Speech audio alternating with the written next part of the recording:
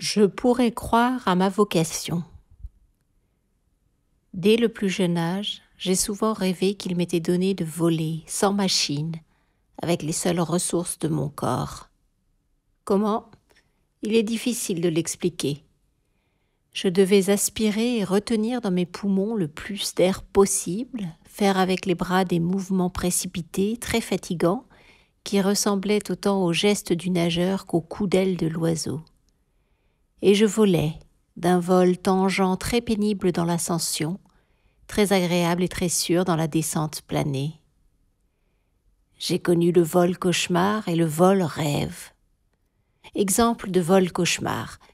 Je suis poursuivi par un taureau furieux, cerné contre un obstacle, un effort désespéré, je m'échappe par la voie des airs.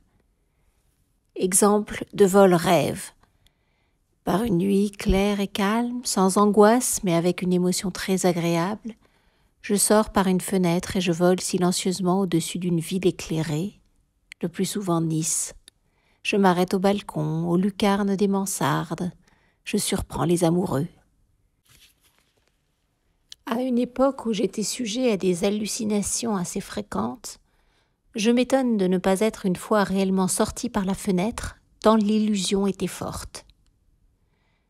Ce phénomène du rêve-vol est connu, paraît-il, de tous les physiologistes du sommeil.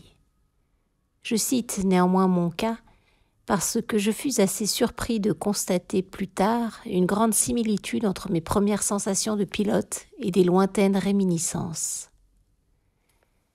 Je dirais encore ma passion d'enfant pour les chimères de Jules Verne, mon enthousiasme de jeune homme pour les réalisations de Santos Dumont, des Wright et des voisins. Il est vrai qu'à cette époque, toute ma génération vibrait avec moi. Plus tard, j'assistais en extase à la première apothéose de Reims. J'aurais joué ma vie pour faire comme eux. Mais le dernier soir, tout le monde eut le délire. Les femmes pleuraient et rien, en somme, ne prouve que j'ai été plus enthousiasmé que les autres. Cependant, ma destinée était fixée. Hélas, les vocations ne sont pas toujours faciles à suivre.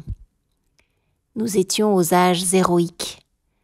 Pour l'achat d'un aéroplane et les frais d'apprentissage, il fallait un capital de 30 à 50 000 francs, à moins de combinaisons dont je n'avais pas la moindre idée. 30 000 francs, pour un jeune étudiant vivant d'une modeste pension, alors que les parents frémissaient au seul mot « aviation ». Mais à 20 ans, on ne doute de rien. En attendant l'occasion, je m'introduisis dans une maison d'automobile. J'entrepris de petites affaires, puis tout un commerce. J'eus un peu de chance, et au salon aéronautique de 1909, je me trouvai à la tête d'une dizaine de 1000 francs liquides, acquis par mes propres moyens. C'était peu, mais les circonstances vinrent à mon secours. Santos Dumont venait d'accomplir des prouesses sur sa demoiselle. La maison Clément Bayard mit sur le marché des reproductions de cet appareil au prix de 7 500 francs. C'était une des nouveautés du salon. Après quelques nuits d'hésitation fiévreuse, je suivis l'inspiration et passai commande d'une demoiselle Clément Bayard. Tous mes amis me blâmèrent, surtout les plus raisonnables. Pour une folie, je compromettais la situation enviable que je m'étais créée à 20 ans. Beaucoup ne prirent pas mes projets au sérieux. Ma famille, naturellement, ignorait tout, même le commerce d'automobile. J'étais censé être étudiant en droit. J'avais choisi la demoiselle par nécessité à cause de son prix, mais elle me séduisait aussi par sa légèreté. J'avais d'instinct la phobie du poids. Au moment où je signais ma commande, la maison Clément Bayard en avait déjà enregistré une 40. La première série était à peine en construction. On me prévint qu'il faudrait attendre 2 ou 3 mois. Je passais cette période dans un rêve perpétuel. Je me figurais les difficultés de l'apprentissage. Je m'entraînais par l'imagination aux mouvements à faire. Le soir, dans mes insomnies, je me sentais partir, décoller, voler, avec un réalisme saisissant. Quelquefois, j'avais la vision de l'accident. Cette faculté de suivre d'avance une épreuve se développa en moi et me fut utile par la suite. J'aurai l'occasion d'y revenir. Il n'existait pas d'école pour la demoiselle. Seul Santos s'en était servi. Mais cela ne m'inquiétait pas. Je me débrouillerais bien à Issy-les-Moulineaux et la proximité de ce champ me permettrait de ne pas trop délaisser mon commerce d'auto. Il y eut un long retard dans la livraison. Pendant ce temps, je me formais une mentalité. Je m'habituais facilement à l'idée de disparaître. Le grand point noir, c'était l'accident stupide où l'on sort mutilé après un long martyre, ou simplement les embarras matériels. Mon petit capital était à la merci d'un faux mouvement. À travers tout cela, je conservais la foi. Ces complications mentales peuvent sembler puériles aujourd'hui. Au début de 1910, c'était autre chose. Et il ne s'agissait pas d'essayer en amateur. Je m'étais condamnée à réussir. Elle est curieuse, la joie que j'ai à me rappeler cette période de fièvre, pleine de l'attrait angoissant des premières aventures. J'étouffais à Paris. Je sentis que ma présence indifférente n'empêcherait pas mon commerce de péricliter, que d'ailleurs cela importait peu, à la veille de la victoire ou de la fin. Je décidai d'aller rejoindre dans le Midi des amis qui s'y étaient attardés. C'était au mois de mars 1910.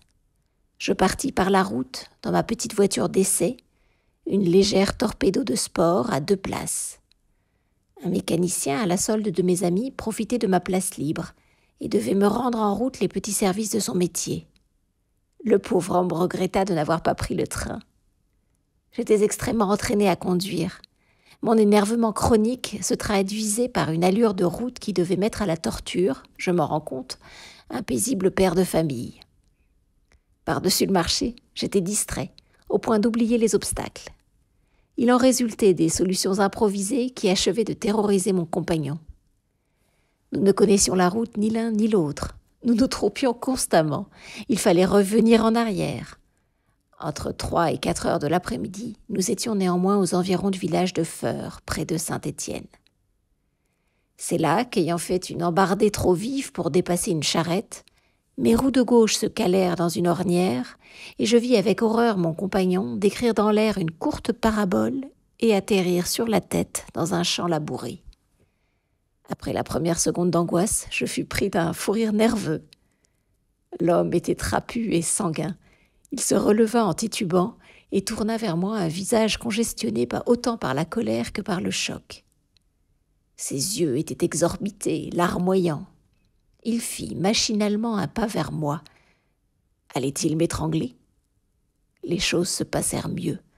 Je lui demandai s'il avait du mal. Il grommela une réponse, se calma assez vite et vint constater avec moi que nous étions sérieusement embourbés. Seul un bœuf ou un robuste cheval pouvait nous tirer de là.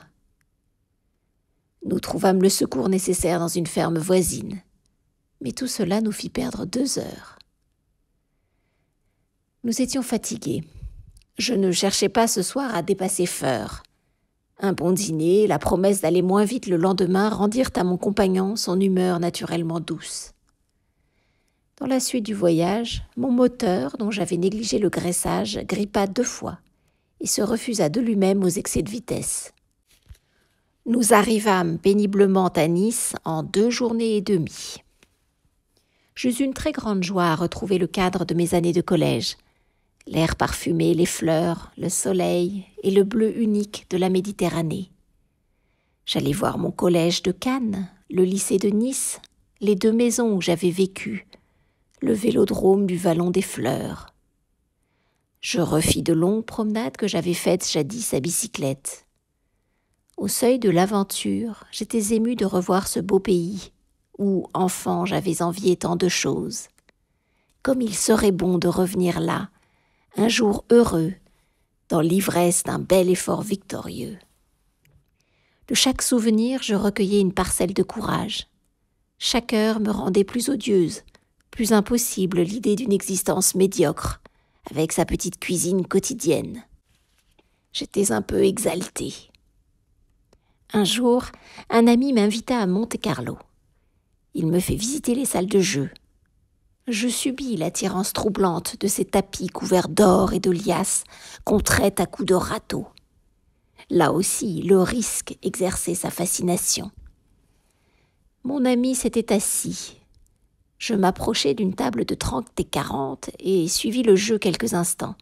J'avais sur moi les 10 000 francs destinés à payer mon appareil et divers frais.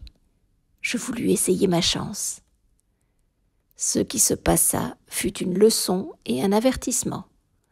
Je misai d'emblée 6 fois de suite sans gagner. Et comme, par esprit de méthode, j'avais suivi une martingale complexe, je fus en 50 minutes à découvert de 2400 francs. J'entrevis l'abîme. Le coup suivant coûtait 2550 francs. Le perdre, c'était tout compromettre. Je m'abstins. Alors la couleur que j'avais jouée, 6 fois sortit. Je m'éloignai, un peu pâle sans doute, malgré mes efforts pour rester calme. N'était-ce pas là une petite partie auprès de celle que j'allais peut-être perdre bientôt? Je rejoignis mon ami et lui dis d'un ton dégagé que j'avais fait de mauvaises affaires.